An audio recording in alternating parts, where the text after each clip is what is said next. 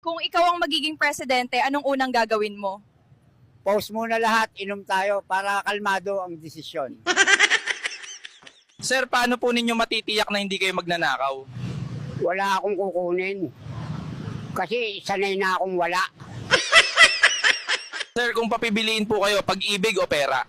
Pera. Kasi pag may pera ka, kahit adik ka, nagmumukha kang mysterious. Sir, paano mo hinaharap ang inflation? Tinitigan ko lang ang presyo ng bigas, tapos ngumiti, sabay lakad palayo. Sir, paano po kayo nagtipid ngayong mahal ang bilihin? Di ako kumakain. Paano nyo po nilalampasan ang mga pagsubok sa buhay? Hindi ko nilalampasan, dinadaanan lang. Sabog nga di ako aware na may pagsubok. Sir, paano mo malalaman kung ikaw ang problema? Pag kahit saan ka mapunta, pare-pareho ang gulo. Ibig sabihin, ikaw na yon. Sir, may balak po ba kayong ayusin ang buhay nyo? Meron. Kaso ayaw makipag-cooperate ng katawan ko. Sir Juan, anong masasabi nyo sa mga babaeng choosy? Huwag silang mag-alala.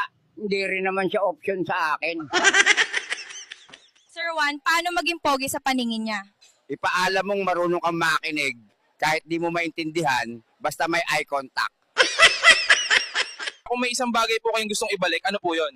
Yung ngipin ko sa harap, para kahit sabog ako, may panangga pa rin ako sa hangin.